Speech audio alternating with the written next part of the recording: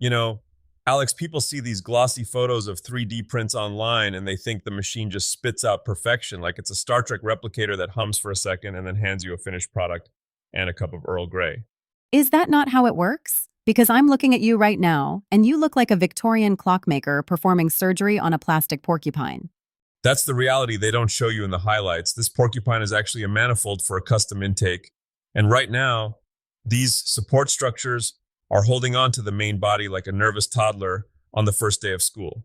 If I'm not careful with these pliers, I'm going to snap a mounting tab, and then I'm just looking at 20 hours of print time turned into an expensive paperweight. See, this is why I like the finished stuff. But seriously, why is post-processing the part everyone skips over in the tutorials? You spend all this time on CAD, you obsess over level beds and nozzle temps, and then the piece comes off the plate looking like it grew hair. Because post-processing is where the hobbyist and the professional part ways. It's the unfun part. It's messy, it's tedious, and it's where you can ruin all your hard work in about 5 seconds of impatience. But if you want a part that actually functions, something that doesn't just look like a 3D print, but looks like a manufactured component, you have to embrace the grime. Take this manifold. It's FDM, fused deposition modeling, so it's built layer by layer. Those layers are like the rings on a tree, except they're tiny speed bumps for air or mechanical parts. If I just bolt this on, the surface friction is going to be a nightmare. Post-processing isn't just about making it pretty, it's about making it work. Okay, so walk me through the surgical phase then. You're currently attacking that thing with a dental pick. Is that really the professional way? It's the first line of defense. Support removal. It's mandatory, but it's the most basic step. You've got two flavors here, standard and dissolvable. What I'm doing now is the standard manual labor. Needle nose pliers, picks, and a lot of swearing under my breath. And the risk is, what, gouging the actual part? Exactly. If the supports are too dense, they leave these white stress marks or little pock marks where they were attached. It's like pulling a stubborn weed and taking half the lawn with it. There's a mental image. So what about the fancy stuff, the stuff that just disappears? The set it and forget it method. Dissolvable supports. You print your part in one material, say PLA, and the supports in something like PVA or HIPS. Then you just drop the whole thing into a bath. Like a bath bomb for engineering? Pretty much. PVA dissolves in plain old water. HIPS needs a solvent called limonene, which smells like a citrus explosion. It's great for complex geometries, internal channels where you couldn't get a pair of pliers if your life depended on it. But you move into a different set of problems there. If you leave it in too long or the water's too hot, you can actually warp the main part. It's a delicate balance. So, once the hairs are gone, we're still left with those ridges, the tree rings as you called them. How do we get from ribbed for no one's pleasure to that smooth finish I'm holding? Now we're talking about my favorite kind of torture, sanding. If you want a professional finish, you have to be willing to lose your fingerprints. I start with a coarse grit, maybe a 150 or 220 just to knock down the mountains. But here's the secret. You have to wet sand. If you sand dry, the friction generates heat, and heat turns plastic into a gummy melted mess. It's like trying to sand a stick of butter. I've seen you out here for hours. Is there really no shortcut? No magic smooth button? There is, but it's more like a hazardous vapor button. For ABS plastic, you can use acetone vapor smoothing. You basically suspend the part in a chamber with acetone fumes, and it melts the outer skin of the plastic just enough to liquefy the layer lines and fuse them together. When it works, it looks like it was injection molded. It's beautiful. When it works, I hear a tragedy coming. I once tried to build a DIY vapor chamber out of a rice cooker and some questionable YouTube advice. I put a part in, got distracted by a phone call, and when I came back, I didn't have a decorative helmet anymore. I had a very shiny, very expensive puddle of gray goo, and the smell. My shop smelled like a nail salon in a forest fire for 3 weeks. So, precision is key. Who would have thought?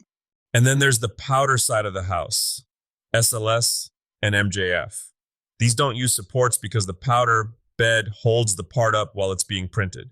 That sounds way easier. No pliers, no weeding the plastic. True, but instead of pliers, you get a sandbox. When the print is done, you're basically an archaeologist digging for treasure in a bin of nylon powder. This is where tools like the fuse sift or the fuse blast come in. You're using air pressure and media blasting to get that excess powder off. Media blasting. Is that just a fancy way of saying you're hitting it with tiny rocks? Precisely. Glass beads, ceramic media, or even walnut shells. It's like a power washer, but for tiny details. It gives the part a uniform, matte finish.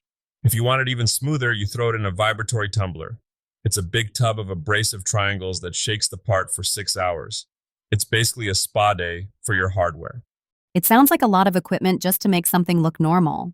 What's the ROI on all this shaking and blasting? It's about more than the look. Take a look at this. You can electroplate these things. You can take a plastic print, coat it in a conductive paint, and then plate it with nickel or copper. Suddenly, your toy part has the surface hardness and thermal conductivity of metal. Or you can do resin infiltration, where you soak a porous part in cyanoacrylate, superglue, to fill in the microscopic voids. It can double the strength of the part.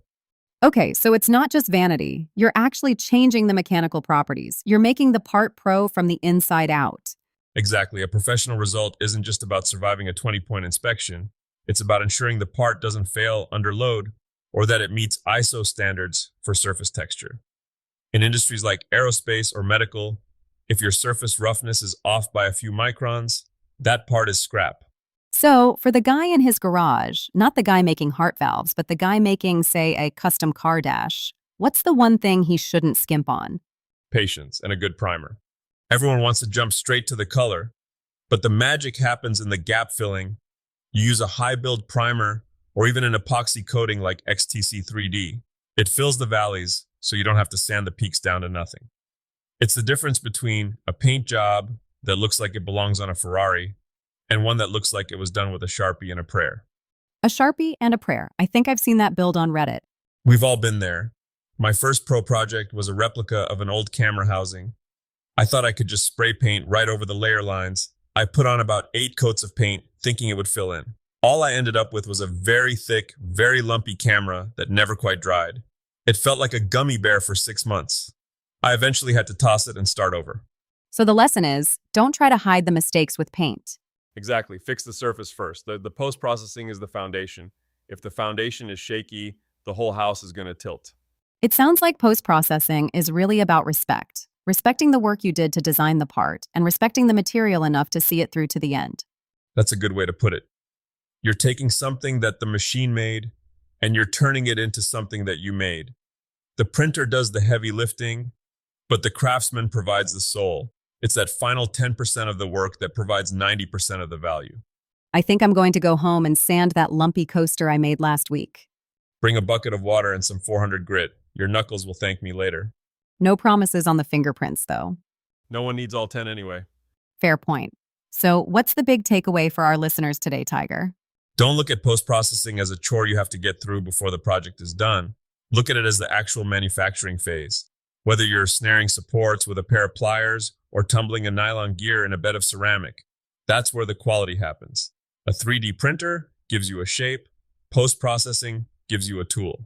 Well said. Just maybe stay away from the rice cooker acetone baths for a while. Yeah, the insurance company was pretty clear about that last time.